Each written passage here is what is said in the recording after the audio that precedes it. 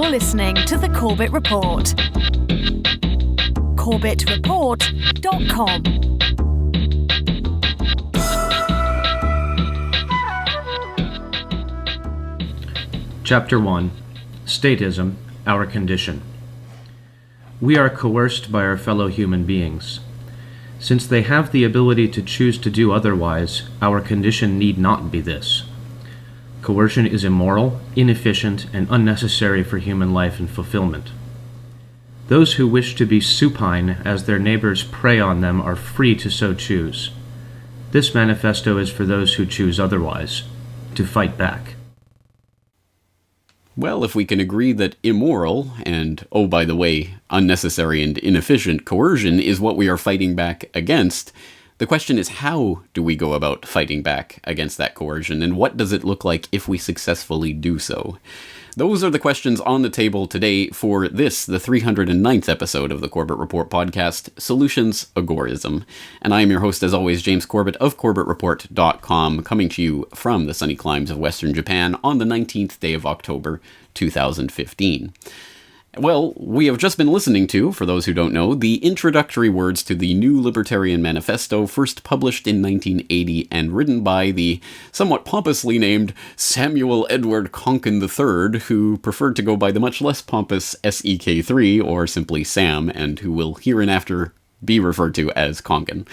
And if you do not know the name of Sam Konkin, that is an historical injustice that I hope this podcast will go at least part of the way towards rectifying today, but I can almost guarantee you that if you do move in the types of circles, online alternative media circles that the Corbett Report moves in, I'm sure you will have run into at least a few of his words. He coined quite a few words and phrases that are important to the types of topics that we discuss here. For example, have you ever heard someone refer to the idea that we need just a little bit of that coercive government mafia to protect us from the bad guys, referred to as minarchism? Because minarchism was a word coined by Sam Konkin. Have you ever heard of the Koch brothers' insidious influence on the libertarian movement and their use of their vast wealth to try to steer that movement in certain directions, referred to as the Kochtopus? Because again, that was Konkin. Have you ever heard of the word partyarchy? If not, you should. I think that's a very important for a word, and a very apt one. And Konkin defined that as the anti-concept of pursuing libertarian ends through statist means, especially political parties. That's right, we can vote our way into freedom. Yay! Partyarchy. I like that. Well, yes, not only was he a coiner of those words, he was a coiner of, or an articulator of a concept which is very important and is the titular concept of today's episode, Agorism. But before we get into that, let's start with just a little bit of background on Sam Konkin, who was born in... it's interesting, I knew he was Canadian before starting into this episode, but before getting really into this research in earnest in preparation for this episode, I did not know he was the good kind of Canadian, i.e. Western Canadian. He was born in Saskatchewan in 1947, or as the Americans insist on pronouncing it, Saskatchewan. He grew up in Edmonton, and, well, no one's perfect, and he attended the University of Alberta, where he headed the Young Social Credit League, obviously before he was introduced to libertarianism, which he was eventually introduced to through Robert Lefebvre, by way of the science fiction works of Robert Heinlein, specifically The Moon is a Harsh Mistress. An interesting way of getting into this philosophy, but that's how he arrived at it, and by 1969, he attended the Young Americans for Freedom Convention in St. Louis in 1969, the, well, famous or infamous 1969 convention of the YAF in St. Louis, where the young libertarians were expelled and the modern era of the libertarian movement really began. He moved to New York in 1970 to be closer to the Rothbard libertarian circles that were happening in Manhattan at that time, and he began publishing the New Libertarian Notes. And in the mid-1970s, he moved out to Los Angeles, where he continued with New Libertarian Notes, which became New Libertarian Weekly, and finally morphed into the New Libertarian. And in 1980, he published the New Libertarian Manifesto, where he expanded on this central idea of agorism. So, now, obviously, the first question that most people will have is, what is agorism? And that's a perfectly good question to have when we're approaching this subject, but I think we have to caution against pithy or totalizing definitions in one or two sentences because they can often lead people astray. Case in point, when confronting this word agorism, most people will want to know, what is the definition of this word, where does it come from, and they will inevitably be told that this comes from the Greek word agora, and they will inevitably be told that agora just means Greek marketplace, basically. But that in itself is, I think, too limiting a definition and gives, as a result, the wrong concept, the wrong idea, the wrong image of what agorism actually relates to. Agorism, I don't think, is simply an economic concept that's simply about the marketplace.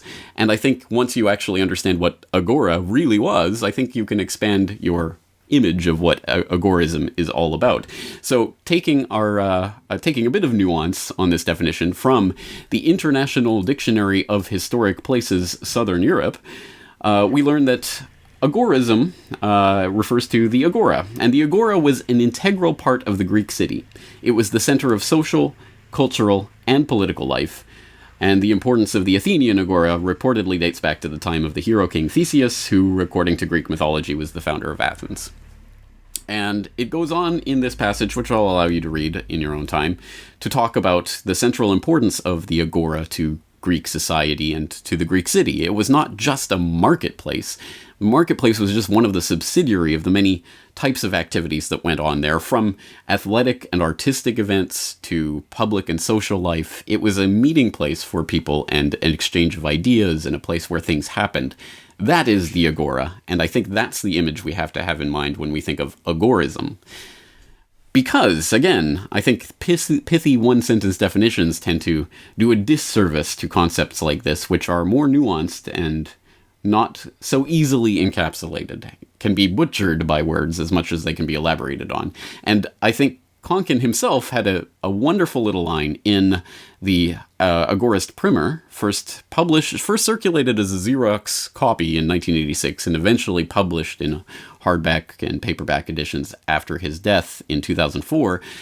He had a wonderful little line where he called out the thieves of the intellect who attempt to pervert or steal concepts through these types of too limiting definitions. And then he goes on to give a definition of agorism. He gives several definitions, actually, but this is probably the simplest one and the one that we will begin our focus on.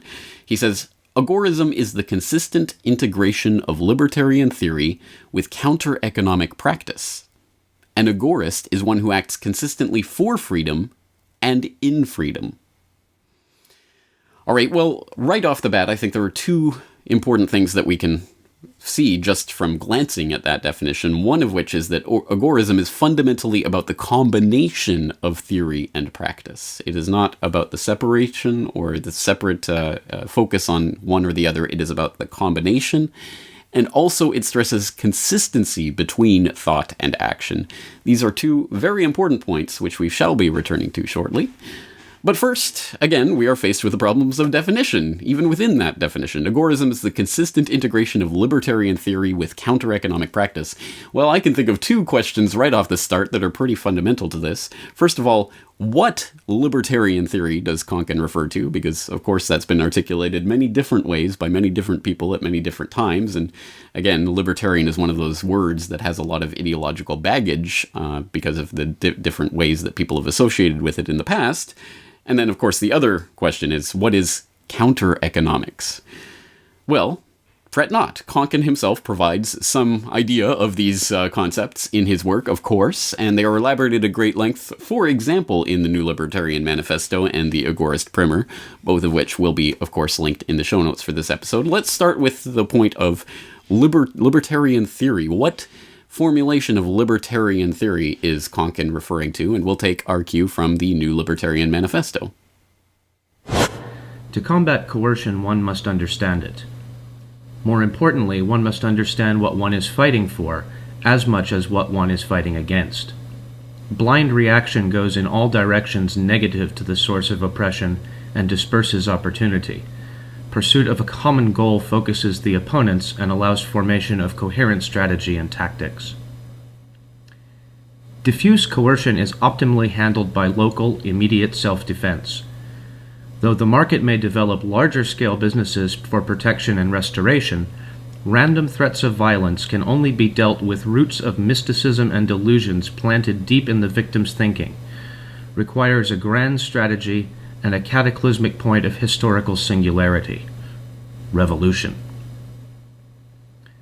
Such an institution of coercion, centralizing immorality, directing theft and murder, and coordinating oppression on a scale inconceivable by random criminality, exists.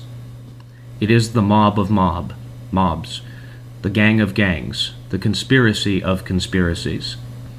It has murdered more people in a few recent years than all the deaths in history before that time. It has stolen, in a few recent years, more than all the wealth produced in history to that time. It has deluded, for its own survival, more minds in a few recent years than all the irrationality of history to that time. Our enemy, the state. In the 20th century alone, war has murdered more than all previous deaths. Taxes and inflation have stolen more than all wealth previously produced. And the political lies, propaganda, and above all, quote, education, have twisted more minds than all the superstition prior. Yet through all the deliberate confusion and obfuscation, the thread of reason has developed fibers of resistance to be woven into the rope of execution for the state: libertarianism. Where the state divides and conquers its opposition, libertarianism unites and liberates. Where the state beclouds, libertarianism clarifies. Where the state conceals, libertarianism uncovers. Where the state pardons, libertarianism accuses.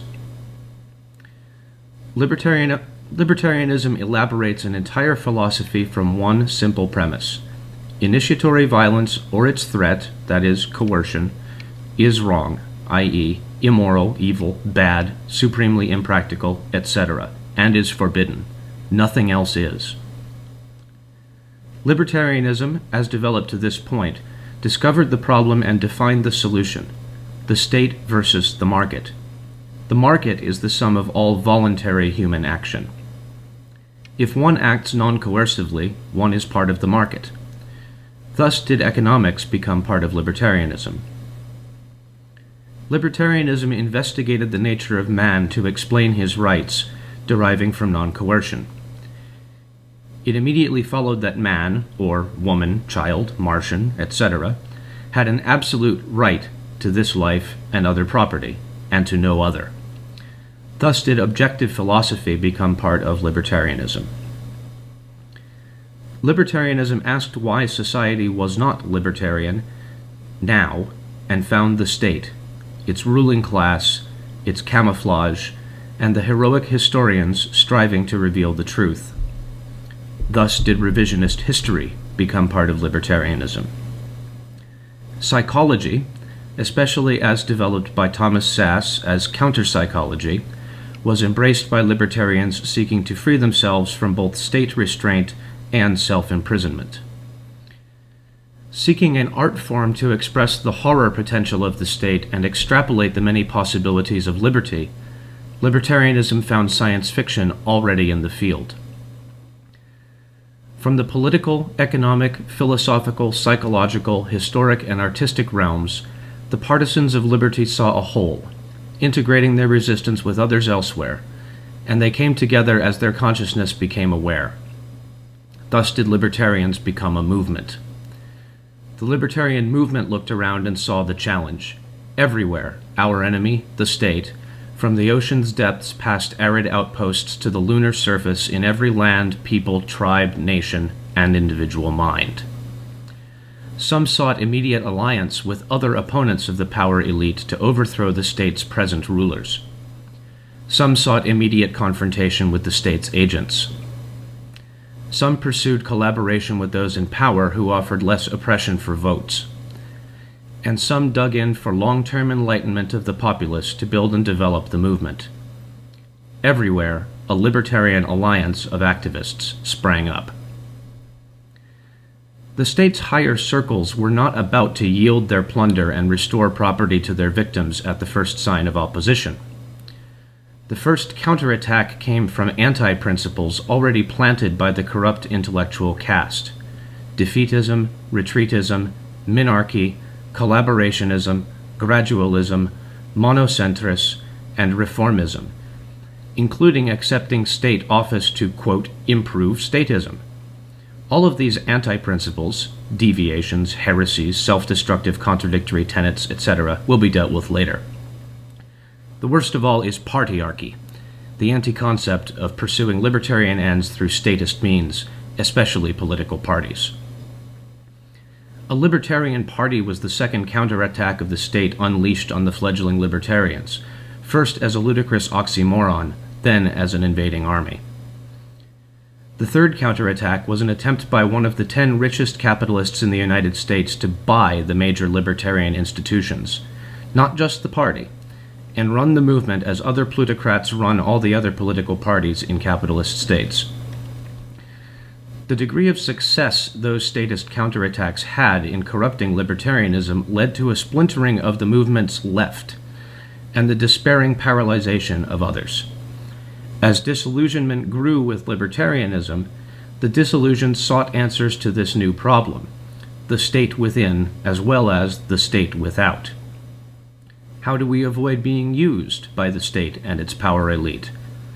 That is, they asked, how can we avoid deviations from the path of liberty when we know there are more than one? The market has many paths to production and consumption of a product, and none of them are perfectly predictable. So even if one tells us how to get from here, statism, to there, liberty, how do we know that's the best way? Already, some are dredging up the old strategies of movements long dead with other goals. New paths are indeed being offered, back to the state. Betrayal, inadvertent or planned, continues.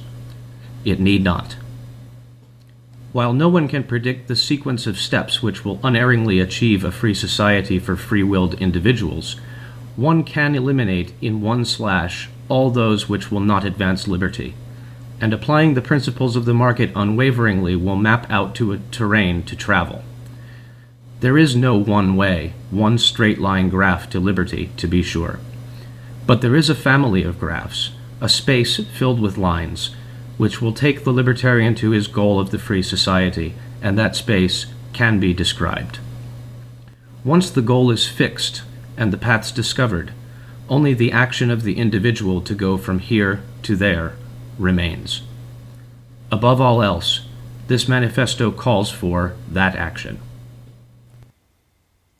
Well, hopefully that gives you some indication of the discomfort which Konkin felt in applying and using that libertarian label, as much as it's been dirtied over the years by various different splits and schisms and different people applying it in very different ways, as I think all thinkers who use or have some relationship with that label libertarian are probably equally uncomfortable with that word and all of the association and baggage that comes with it. But from that, at least we can derive that what Konkin defines as the core sort of libertarian principle, which is initiatory violence or its threat, coercion, is wrong, immoral, evil, bad, supremely impractical, etc., and is forbidden.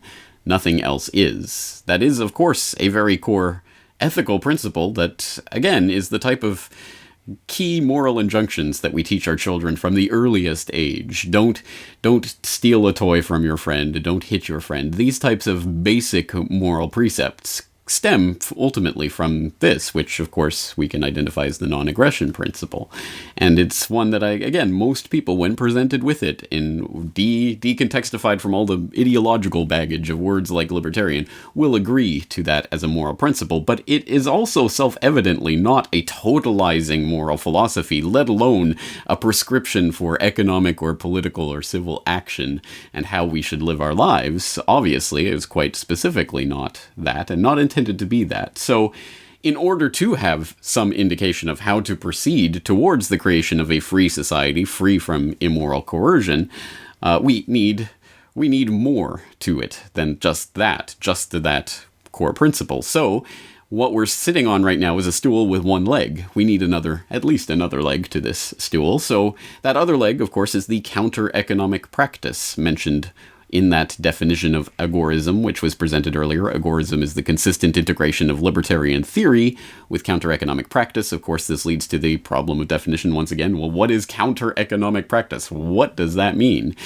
Again, fret not, there is an answer provided, well, again, throughout Konkin's work, but specifically, let's hone in on the Agorist primer, specifically Chapter 3, entitled Counter-Economics, which begins, we'll just read the first opening paragraphs here, quote, "We see that nearly every action is regulated, taxed, prohibited, or subsidized. Much of this statism, for it is only the state that wields such power, is so contradictory that little ever gets done. If you cannot obey the state's laws and charge less than, more than, or the same as your competitor," and that was a concept that Konkin outlined in the previous chapter, "what do? You go out of business, or you break the law. Suppose paying your taxes would drive you out of business. You go out of business, or you break the law. Government laws have no intrinsic relationship with right and wrong or good and evil. Historically, most people knew that the royal edicts were for the king's good, not theirs. People went along with the king because the alternatives looked worse. This line of thinking leads to Chapter 5, so we'll just note here that even today, society recognizes the conscientious objector, the religious dissenter to laws that his deity forbids him to obey, the man or woman who follows the law of God or nature against the monopoly of force in society. Since they would rather die than submit, a society which restrains its government from heavy repression will exempt many objectors. But everyone is a resistor to the extent that he survives in a society where laws control everything and give contradictory orders. All non-coercive human action committed in defiance of the state constitutes the counter-economy. For ease of later analysis, we exclude murder and theft, which are done with the disapproval of the state. Since taxation and war encompass nearly all cases of theft and murder, the few independent acts really should be classified as other forms of statism. Since anything the state does not license or approve of is forbidden or prohibited, there are no third possibilities. A counter-economist is, 1, anyone practicing a counter-economic act, and 2, one who studies such acts. Counter-economics is the 1, practice, and 2, study of counter-economic acts." End quote. Alright, now we're getting somewhere. The counter-economy is all non-coercive human action committed in defiance of the state. Alright, well that needs some more elaboration, obviously, more on which in a little bit, but I think our still is a bit wobbly. It needs a third leg. We have the theory, Libertarian Theory as defined above. We have the practice, the counter-economics, just outlined in that chapter, and which, by the way, continues on from that point. Again, please read it in your own time. But as Konkin stresses, these theory and practice are useless without each other. The third leg is the consistent application of the practice in line with the theory. And this is not a trivial point. If we do not follow this principle, that it is the combination of theory and practice, neither on its own, but the two in combination, if we do not follow that core principle, we can be steered down some very wrong roads to a very dead end. And this was a point that I think was articulated quite well in a debate in 1985 between Sam Konkin and Reason magazine founder and editor Robert Poole. Let's say we won, okay? Everybody in the world now call himself libertarian. Mao Zedong or his successor, Deng Xiaoping or whoever, called himself libertarian. You know, this has already begun to happen in California. I can show cases where Ronald Reagan called himself a libertarian. Jerry Brown called himself a libertarian. You know, I mean, we've gotten presidents who have now the L word in their past. And how far are we going to go? So everybody calls themselves a libertarian. So definition 1 is fulfilled. We have libertarian fascists, libertarian communists, you know, libertarian mass executioners, libertarian, you know, Mansonites or whatever, libertarian pacifists. And so we've won, right? Libertarian is now everywhere, and the word is accepted, and no problem, right? Libertarian government garbage collectors, whatever, libertarian... and of course, the ultimate nightmare, which I've described in a few pamphlets, for those few of you who don't remember it, the idea of a libertarian working his way through the system, who arrests one of us counter-economists, one of us people who actually go and break laws and things, because we don't believe in the government. And he takes us in front of a libertarian who works his way through the system as a judge, and he takes us in front of a libertarian, he sentences us, and a libertarian working his way through the bailiff takes us to the jail, where a libertarian working his way through the system as a turnkey holds us prisoner until eventually the libertarian who working his way through the system as the court or the prison priest brings us up to the electric chair, where a libertarian working his way through the system as a stake technician is making sure it's in good working order, and libertarian working his way through the system as a burly guard slaps us down on the chair, and another libertarian working his way through the system as an executioner throws a switch and wipes out the one person who is in fact a libertarian not working his way through the system. This is therefore, I think, the distinction that I'm trying to draw.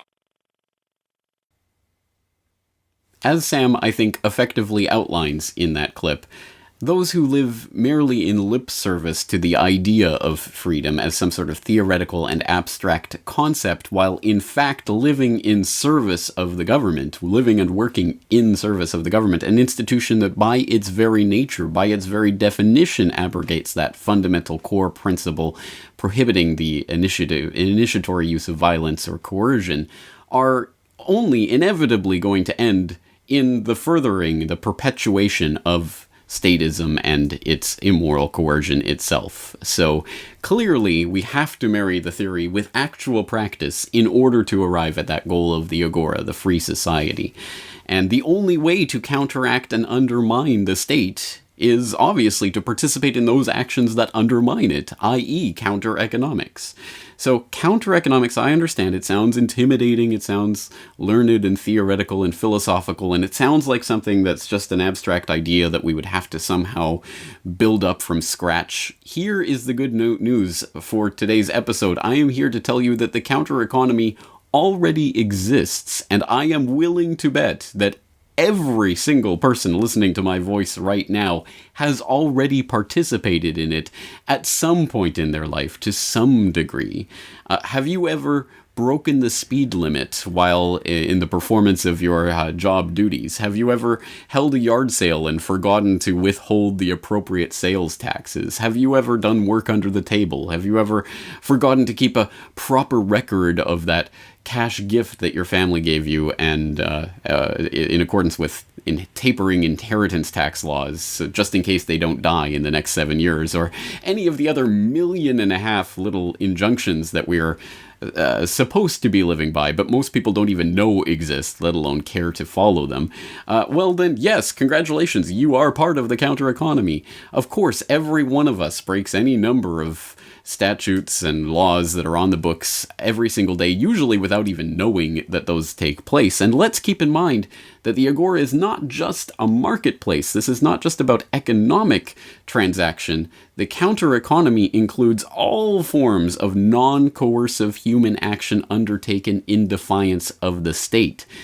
For example, everyone's heard of those lists of ridiculous laws that are on the books, and, well, you can look them up, but for example, did you know in Iowa that kissing for more than 5 minutes in public is, in fact, illegal?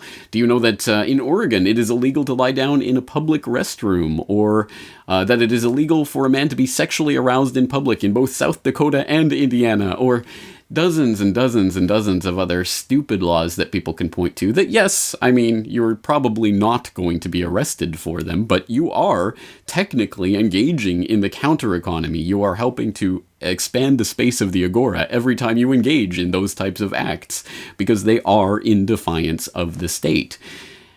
Now, let's bring this back down to something tangible.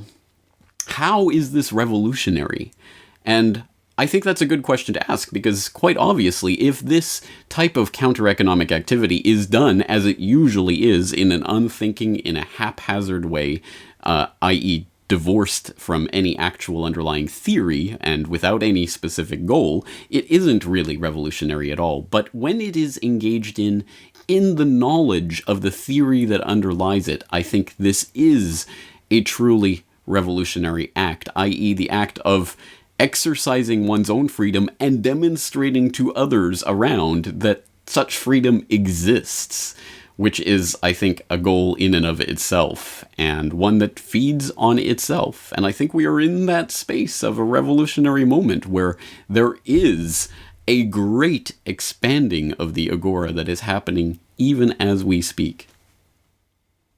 No job, a Prius, and the will to succeed. For Riaz, the owner of Agora Cab, a Manchester, New Hampshire-based ride service, that was enough to become one of the city's hottest new businesses. And the best part? You can pay in Bitcoin. In fact, a good chunk of Riaz's business comes from the digital cryptocurrency.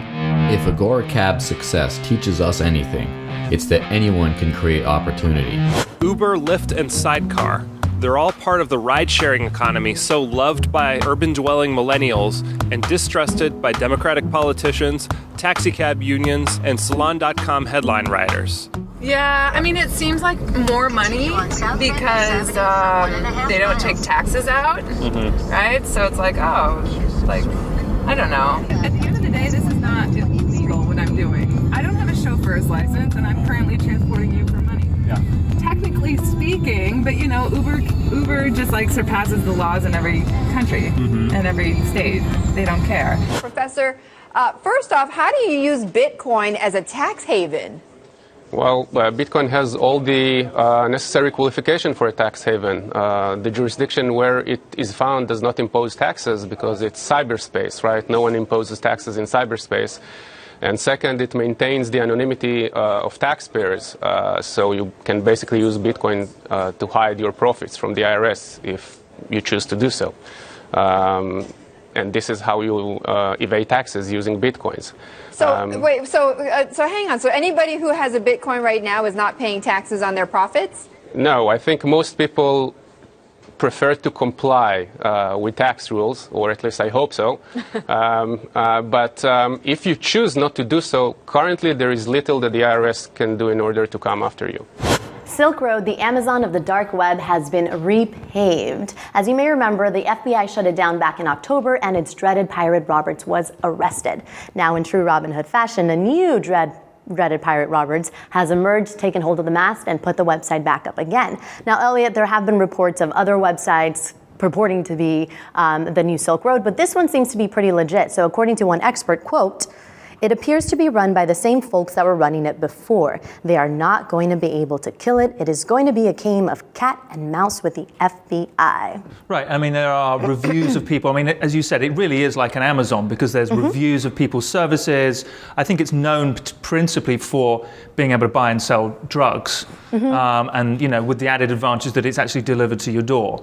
With people's actually having, certain sellers having reviews and, nice packaging, it came in good time, no issues. I mean, just as you would by buying a book or something, similar from Amazon itself. Exactly. In commissions alone, in just 2 years that Silk Road was up, it made $1.3 billion. Wow. Regardless of the individual instantiations of this idea, it is, I think, doubtless that it is happening right now, enabled by new technologies that are making it easier than ever before to start agoristic enterprises and, in fact, to have access to those enterprises. I think it's extremely important that that's happening right now because, as I say, this is a revolutionary moment. And if all of this sounds familiar to you, well, it should. The real answer is to allow people to interact, transact, barter, share, do all of this directly together without the need for the middlemen, without the need for the overarching systems of control. That is the truly revolutionary idea that we can see in these various other ideas that are springing forth from them. And it doesn't mean those specific examples we were just looking at. Those are just examples. They can come, they can go, they can be changed, they can be altered. But it's the underlying idea itself that is revolutionary, the idea that we can actually communicate directly together in a peer-to-peer network rather than going through centralized servers. Who is that handsome lad? Yes, although the peer-to-peer economy, which of course we did cover in episode 303 of this podcast, is not necessarily fundamentally counter-economic in nature, it generally almost always is. Or did you really think that every Uber driver and every TaskRabbit worker and every Airbnb renter are copiously noting every penny they've received from all of their transactions in order to report it to the government? And you wonder why governments hate these forms of businesses, why they love their government-granted monopolies like the taxi cabs or what have you that, of course, play ball by their rules.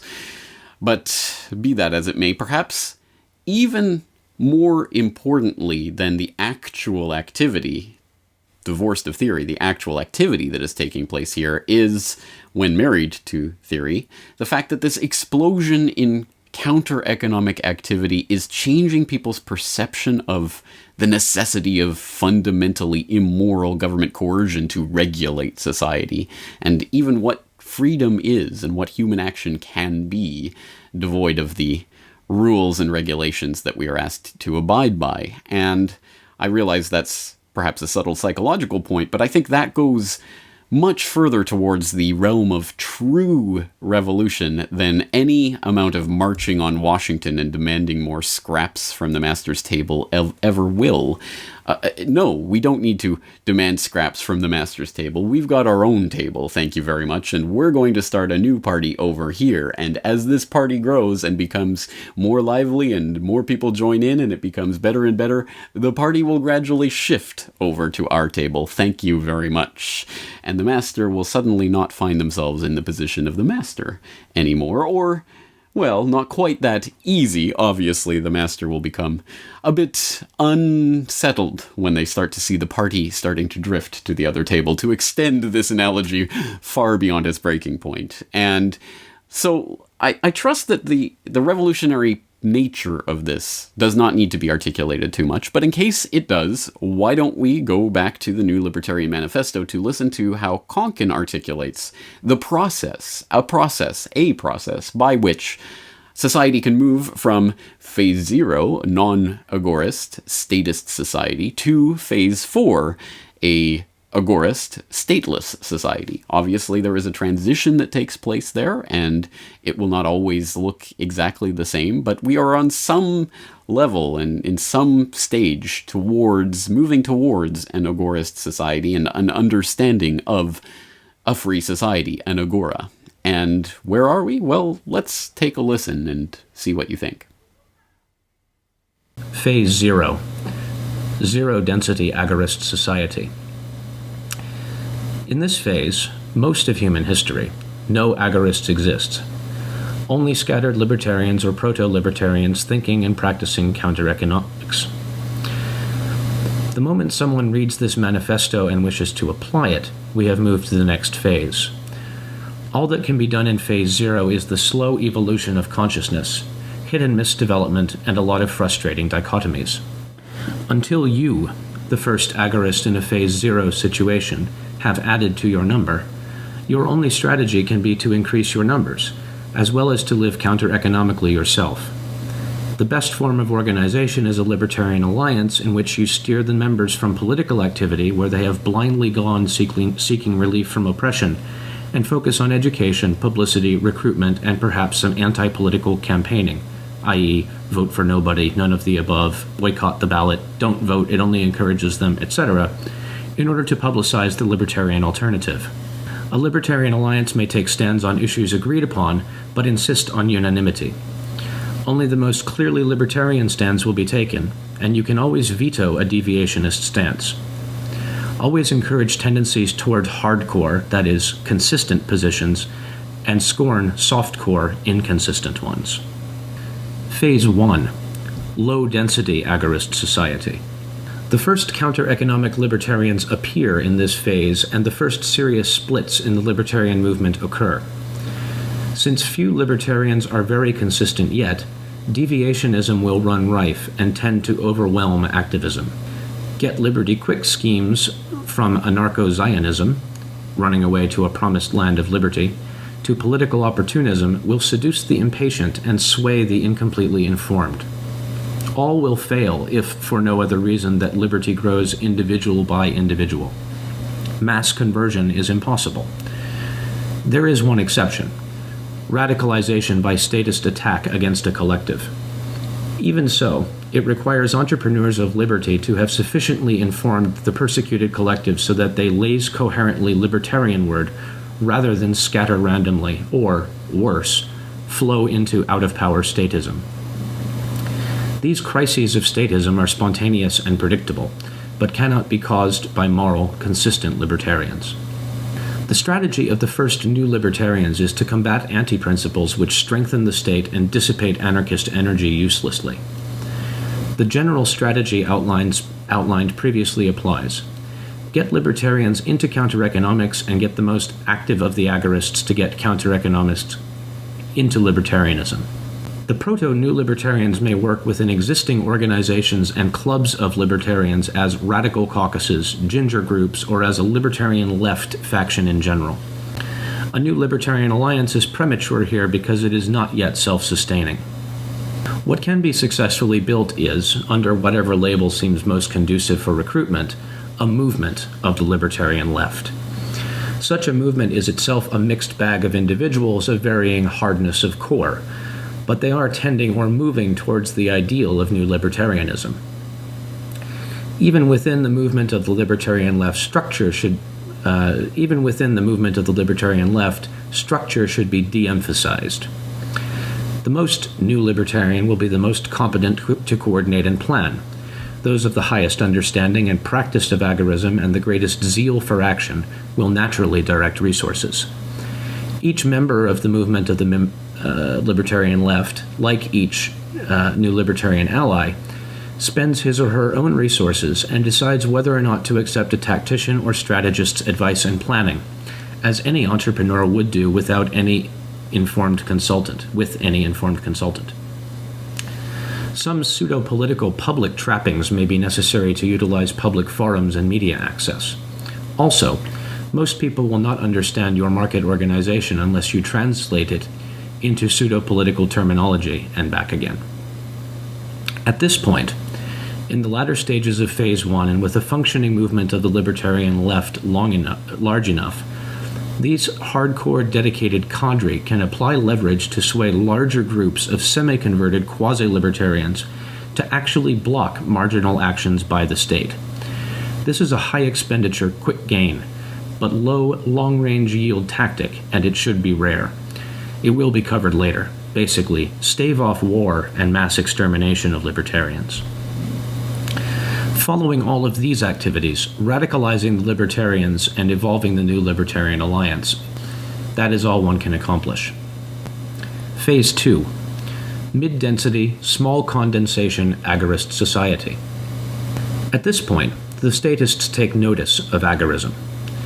While before, libertarians could be manipulated by one ruling class faction to the detriment of another, a sort of anti-market competition played with ballots and bullets rather than innovation and pricing, they will start to be perceived instead as a threat. Pogroms, mass arrests, may even occur, although that is unlikely.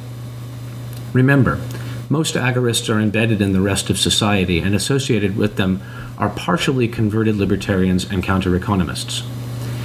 In order to reach this phase, the entire society has been contaminated by agorism to a degree. Thus, it is now possible for the first ghettos or districts of agorists to appear and count on the sympathy of the rest of society to restrain the state from a mass attack. These communities, whether above or below ground, can now sustain the new Libertarian Alliance. The new Libertarian Alliance acts as spokesman for the Agora with the statist society, using every chance to publicize the superiority of agorist living to statists inhabiting and perhaps argue for tolerance of those with different ways. In this phase, the agorist society is vulnerable to statist regression of the populace. Thus, the agorists, whether visible or not, have a high incentive to at least maintain the present level of libertarian consciousness among the rest of the populace. This being done most expertly by the new Libertarian Alliance, one way to define who that alliance is at this phase. The new Libertarian Alliance has its sustenance and its mission.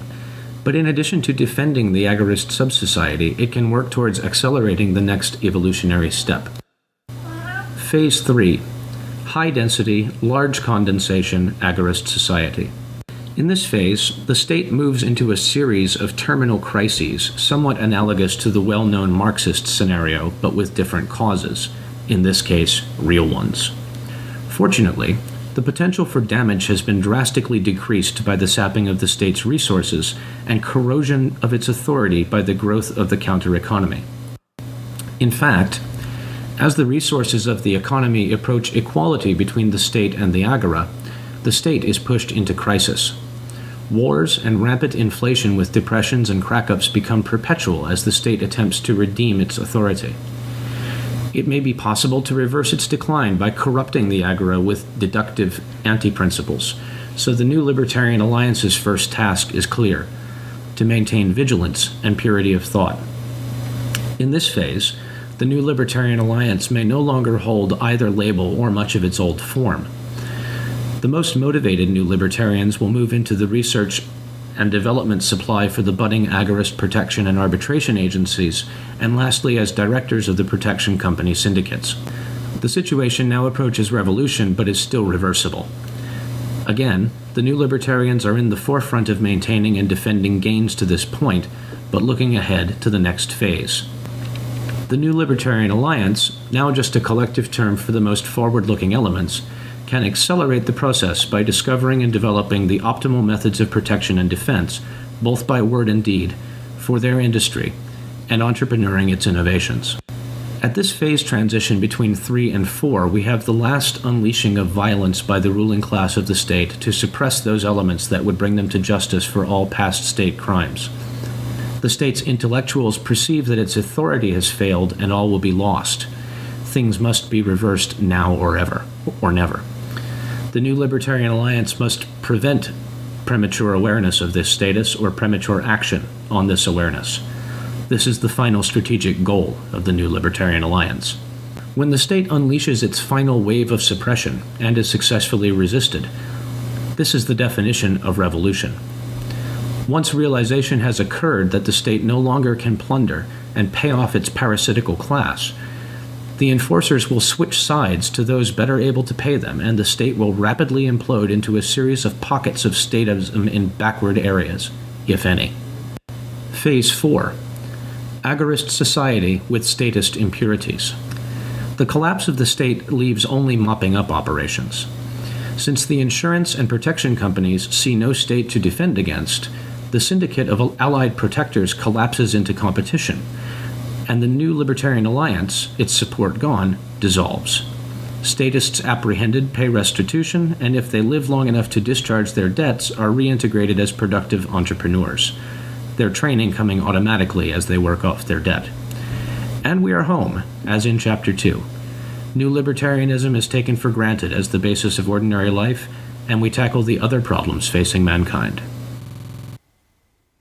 I'll leave it to you to determine for yourself where you think we are on that spectrum from phase 0 to phase 4. And, well, I mean, I think it depends on your locality. For example, Konkin himself offered the idea that there's much of the world in phase 0, that there are a few countries where you could say we have moved towards phase 1, and he believed that in Southern California, in the circles that he moved in, that certain sectors of that society had reached phase 2. But I think wherever you situate yourself in your own locality on that spectrum, I'm sure phase 3 and phase 4 are still some ways off. But I think we are making progress in that direction through things like the peer-to-peer economy, which again, I think is expanding our access to counter-economic activity. All we need, really, is to understand the meaning of that counter-economic activity and to use it and to make it part of a practice that is seeking a certain goal. And when we combine the theory and the practice, well, that is agorism, and that is what we are seeking. Now, obviously, today we've only broached the surface, just skimmed a stone off the surface of this concept of agorism, and if you don't have many questions about this, then you probably haven't been paying attention, or maybe you're just a complete expert in this subject and you have no questions whatsoever. But assuming you do have questions, well, obviously I will direct you to the show notes for today's episode at corbettreport.com, where all of the various links and ideas that we've discussed will be linked up there so that you can go and check them out for them yourself. Read the New Libertarian Manifesto, read the Agorist Primer, read some of these resources. There's a lot out there. Well, not a lot, but there is stuff out there, and hopefully more and more as people start to rediscover Samuel Edward Konkin III, who, as I say, through an historical injustice, has been forgotten to a large extent in our modern era, but hopefully not completely so. And of course, now that we have broached the subject, it is something that we can continue to explore in future editions of this podcast in various ways. So I look forward to you joining me for that endeavor. And until next time, as always, I am James Corbett of CorbettReport.com. Looking forward to talking to you again real soon. Counter-economics provides immediate gratification for those who abandon statist restraint. Libertarianism rewards the practitioner who follows it with more self-liberation and personal fulfillment than any alternative yet conceived. But only new libertarianism offers reformation of society into a moral working way of life without changing the very nature of man. Utopias may be discarded. At last we have a glimpse of how to remold society to fit man rather than man to fit some society. What more rewarding challenge could be offered? Should you now have chosen the new libertarian path, you may wish to join us in our AAA oath and battle cry, or something like it, and renew yourself with it regularly. We witness to the efficacy of freedom and exult in the intricate beauty of complex voluntary exchange. We demand the right of every ego to maximize its value without limit, save that of another ego. We proclaim the age of the market unbound, the natural and proper condition for humanity, wealth in abundance, goals without end or limit, and self-determined meaning for all. Agora. We challenge all who would bind us to show us cause. Failing proof of our aggression, we shatter our fetters. We bring to justice all who have aggressed against any, ever. We restore all who have suffered oppression to their rightful condition. And we destroy forever the monster of the ages, the pseudo-legitimized monopoly of coercion, from our minds and from our society, the protector of aggressors and thwarter of justice. That is, we smash the state. Anarchy. We exert our wills to our personal limits restrained only by consistent morality. We struggle against anti-principles which would sap our wills and combat all who physically challenge us.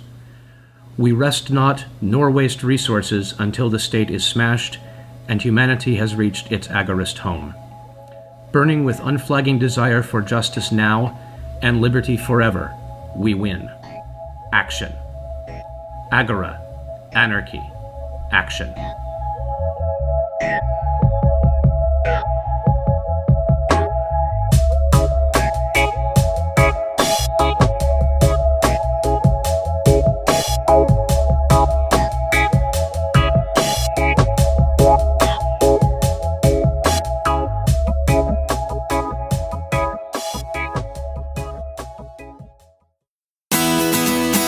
The Corbett Report is brought to you by the Corbett Report subscriber, a weekly newsletter featuring James Corbett's international forecaster editorial, recommended reading and viewing, discounts on Corbett Report DVDs, and once a month, a subscriber-only video. Sign up today to start receiving your copy at corbettreport.com/support.